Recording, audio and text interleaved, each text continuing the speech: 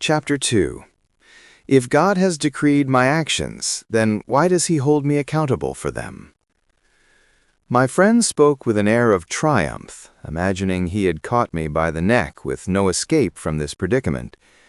You claim that God governs everything in His dominion by divine decree and predestination, and that God has predetermined our actions. If this is the case, and all my actions are predestined by Him, then why does He hold me accountable for them? Do not tell me, as you usually do, that I have free will, for there's no greater falsehood than this. Let me ask you, did I choose my birth, gender, height, build, color, or homeland? Is it by my choice that the sun rises and the moon sets?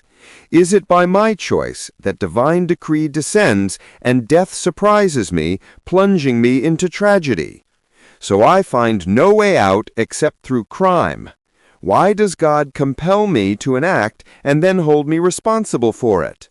And if I were to tell you that you are free and that you have a will alongside God's will, would this not amount to shirk, associating partners with God, and lead to a multiplicity of wills?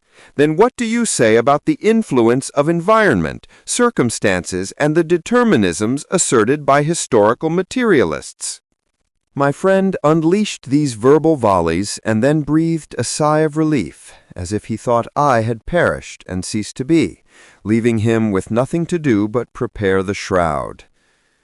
I said to him calmly, "You are falling into several fallacies. Your actions are known to God in His book, but they are not forced upon you under compulsion. They are predestined only in His knowledge, just as you might know with your own knowledge that your son will commit adultery, and then it indeed happens.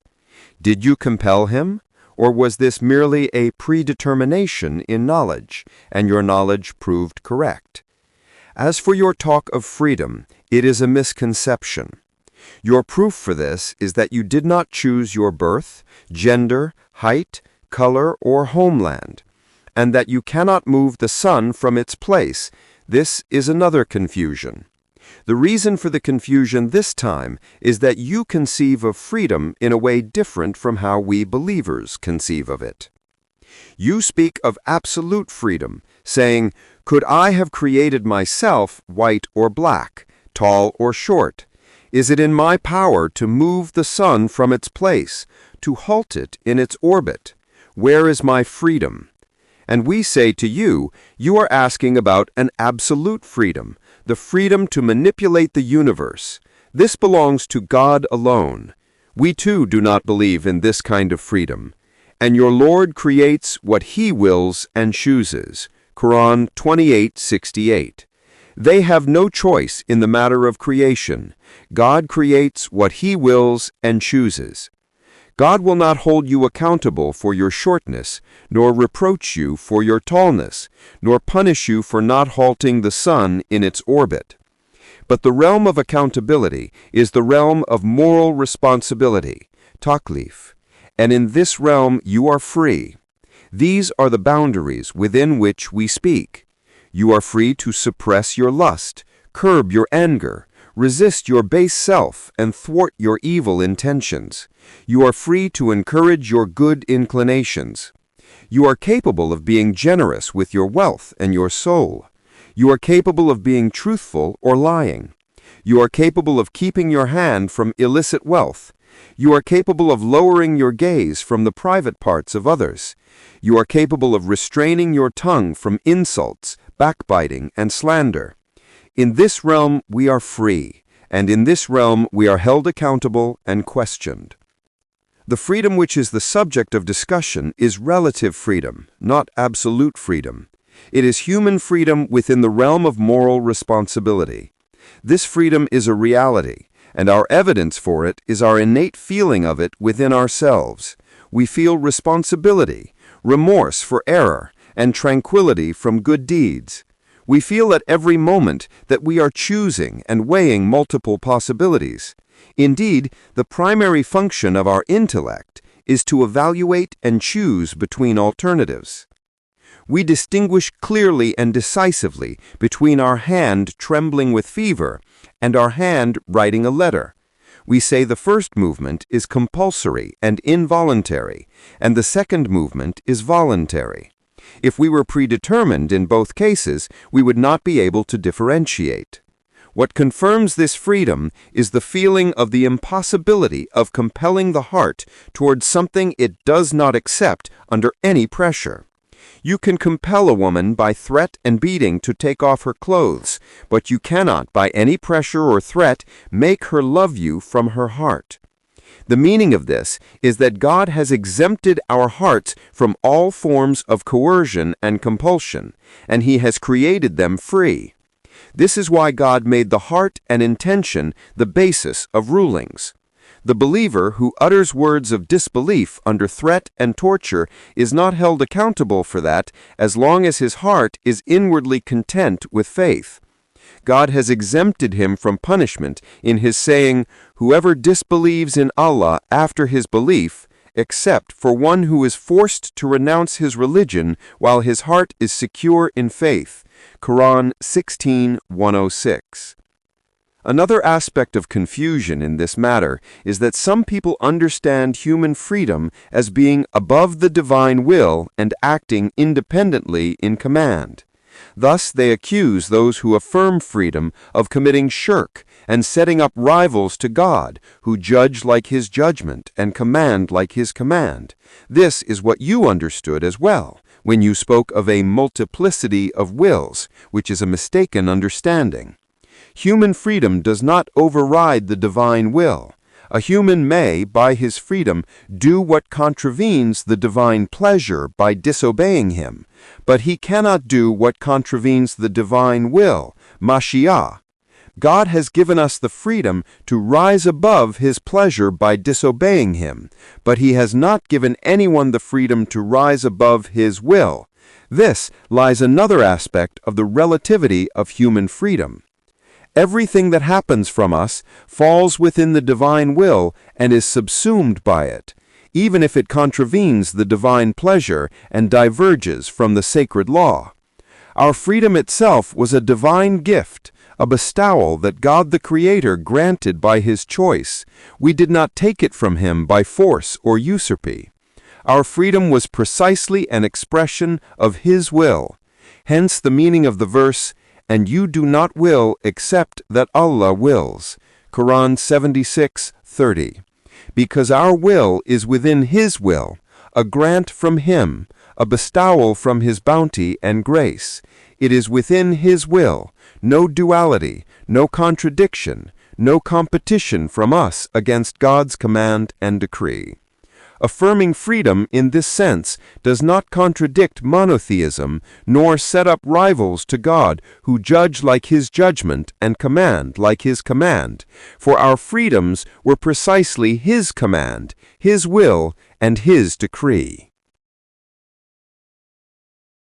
The third aspect of confusion is that some of those who address the issue of divine decree and predestination, qada wal qadr, and compulsion versus free will, understood qadr as God compelling man against his nature and disposition. This is an error you also fell into. God has negated compulsion from Himself with explicit verses. If we had willed, we could have sent down to them from the heaven a sign, the meaning being clear that He could have compelled belief through overwhelming signs, but He did not, as it is not His way to compel. There shall be no compulsion in acceptance of the religion. The right course has become distinct from the error.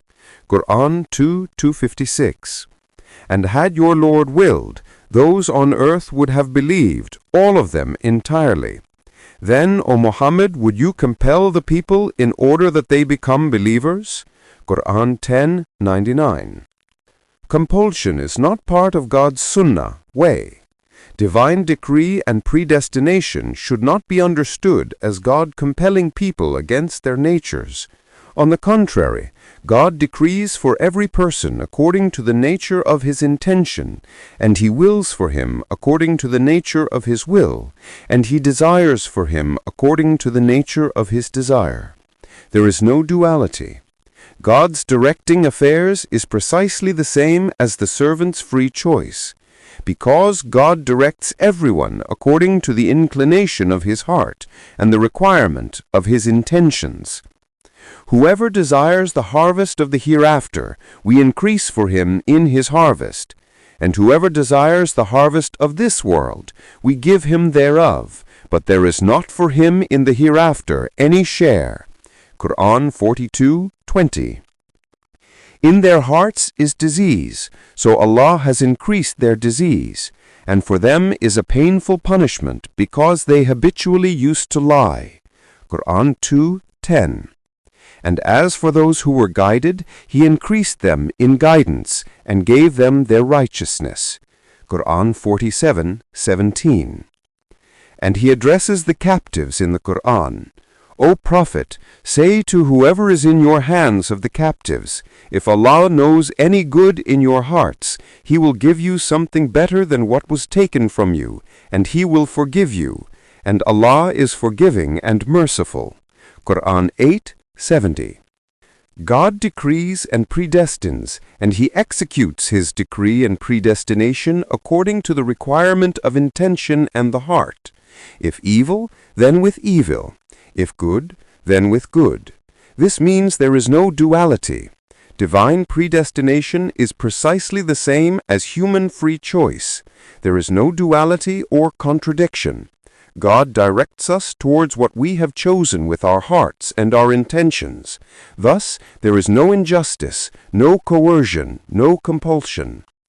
As for he who gives and fears Allah and believes in the best reward, we will ease him toward ease. And as for he who withholds and considers himself free of need and denies the best reward, we will ease him toward difficulty. Quran 92:5-10. And you did not throw when you threw, but Allah threw. Here the throw of the servant and the throw decreed by the Lord meet, becoming one throw. This is the key to the mystery of divine decree and predestination. Upon the servant is the intention, and upon God is the enablement. If good, then with good. If evil, then with evil. And human freedom is not a fixed quantity, but rather a relative capacity subject to increase. Man can increase his freedom through knowledge, by inventing means, tools, and transportation. Man has managed to traverse the earth, defeat distances, and break the constraints of time and space. By studying the laws of the environment, he has managed to control it and harness it for his service, and learned how to overcome heat, cold, and darkness, thereby multiplying his freedoms in the realm of action. Knowledge was a means to break constraints and shackles and release freedom. The second means was religion, drawing support from God by drawing closer to Him, receiving from Him through revelation, divine communication, and support. This is the way of the prophets and those who follow their path. Solomon subjugated the jinn and rode the wind and spoke to birds with God's help and support. Moses split the sea. Jesus revived the dead, walked on water, and cured the blind, the leper, and the sick. We read about the saints, awliya, possessors of spiritual gifts, karamat, for whom the earth was folded and the unseen was unveiled. These are degrees of freedom acquired through striving in worship, drawing closer to God, and endearing themselves to Him, so He overflowed upon them from His hidden knowledge. It is knowledge once again, but this time it is divine, infused knowledge, al-ilm al-laduni. This is why Abu Hamid al-Ghazali summarizes the problem of free will and predestination by saying in two phrases, "Man has free will in what he knows and is predestined in what he does not know." He means by this that the more his knowledge expands, the wider the scope of his freedom becomes, whether the intended knowledge is objective science or divine infused knowledge. Materialist thinkers commit a grave error when they imagine man to be a prisoner of historical and class determinisms, making him a link in a chain of links from which there is no escape or refuge from submitting to the laws of economics and the movement of society, as if he were a straw in a current without arms and without will. The word they repeat tirelessly, as if it were an unbreakable law and inevitability, is class struggle. This is an erroneous word in scientific analysis, because there are no absolute determinisms in the human realm. Rather, it is at most a matter of likelihoods and probabilities. This is the difference between man and cogs, machines and material bodies. One can predict the sunset to the minute and second, and predict its independent movements for days and years to come. But as for man, no one can know what he harbors, what he hides in his intentions, or what he will do tomorrow or the day after. This cannot be known except on the way of probability, estimation, and conjecture. And that is assuming the availability of sufficient information for judgment. And everyone's predictions failed.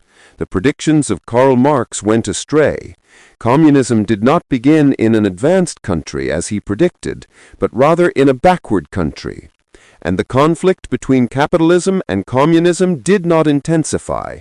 Rather, the two drew closer